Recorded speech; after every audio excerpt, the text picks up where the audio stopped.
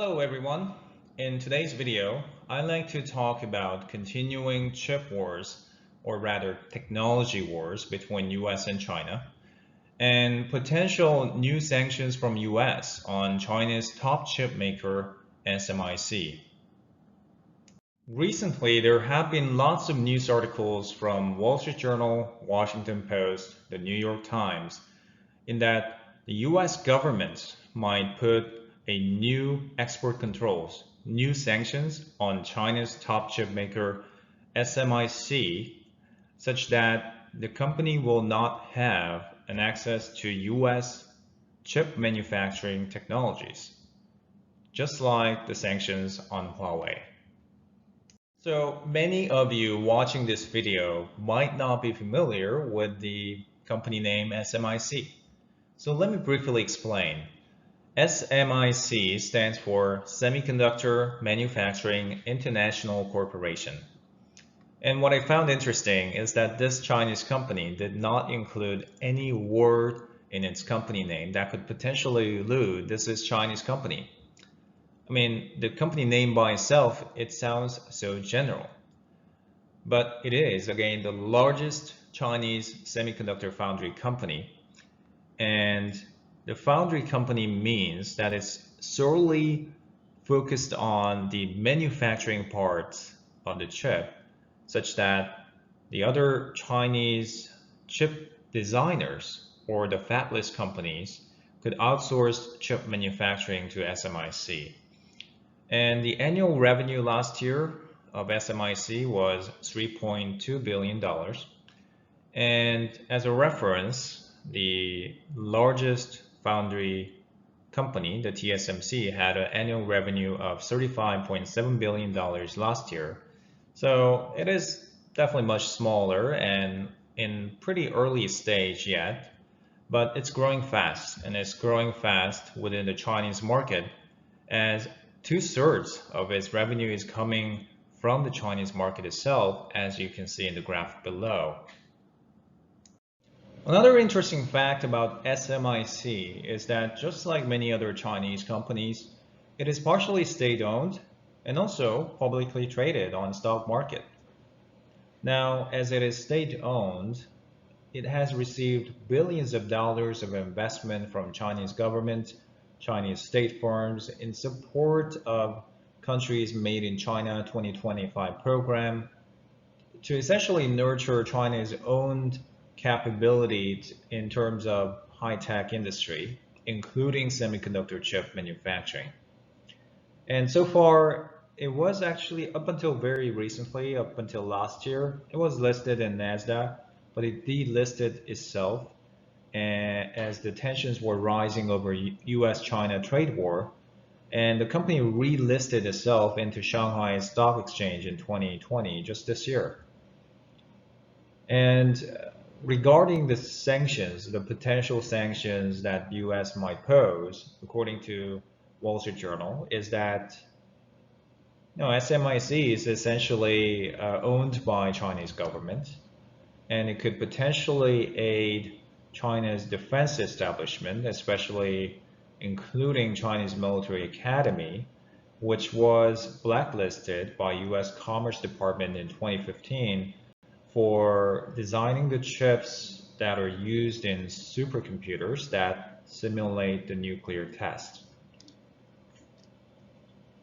So to understand the potential impact of such sanctions on SMIC and how it would affect the overall China's capability in terms of chip manufacturing, we need to understand first of where SMIC stands in terms of technology compared to other companies.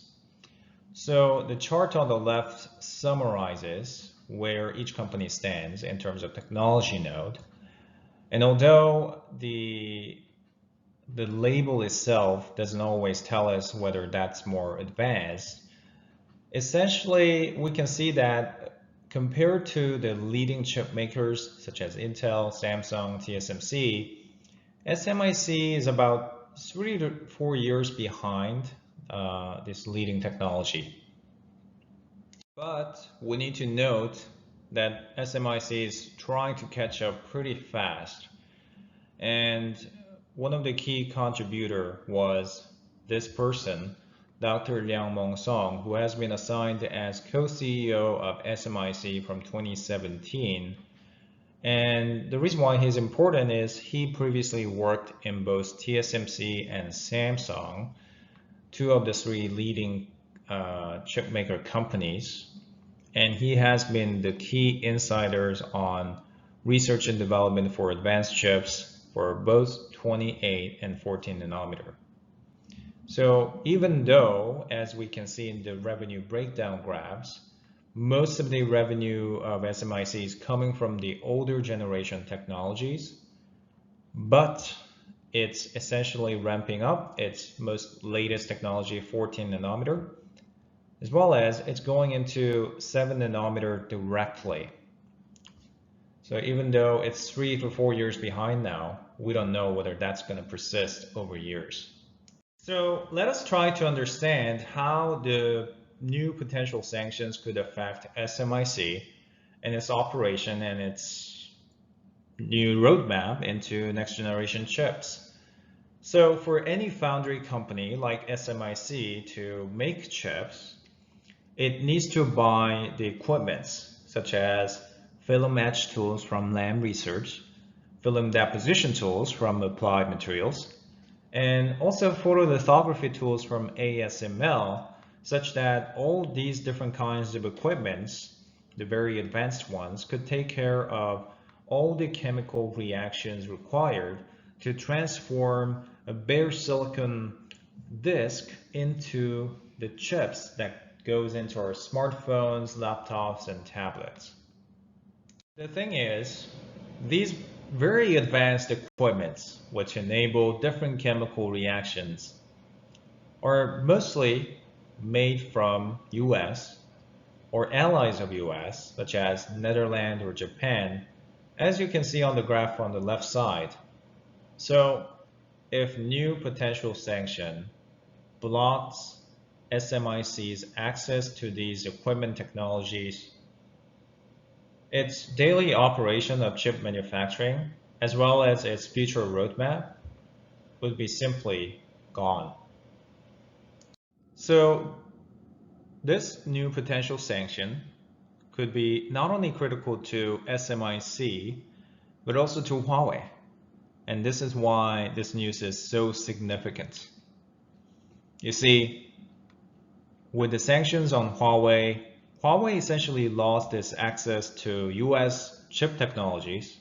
So what it has been doing for the last several months was stockpiling the chip hardware such that it could survive its operation for up to maybe next 1 or 2 years.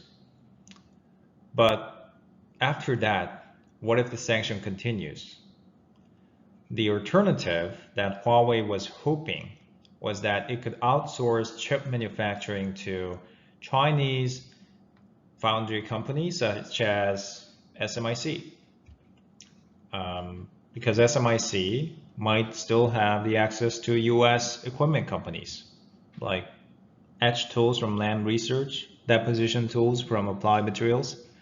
But if the new sanction is posed on SMIC, then Huawei could completely lose its access to chip supply chains, and that would be detrimental to its business.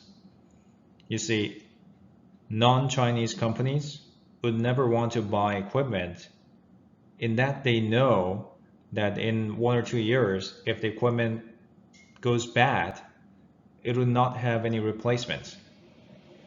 And also even Chinese customers. I mean, it's of course Huawei is state-owned company, but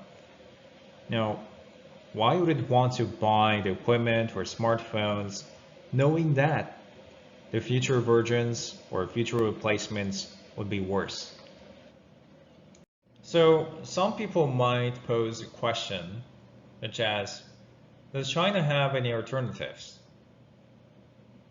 I mean, just like these articles where China could put a restriction on AI technology exports to block the TikTok deal.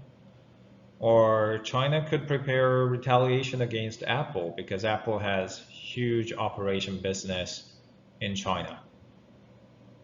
But I think essentially the cards that China could play is quite limited compared to what US could do.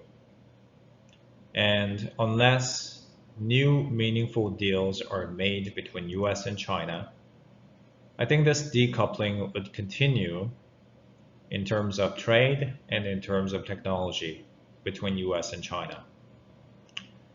So thank you for watching video today, and I'll definitely come back with more interesting news on technology world, and stay safe.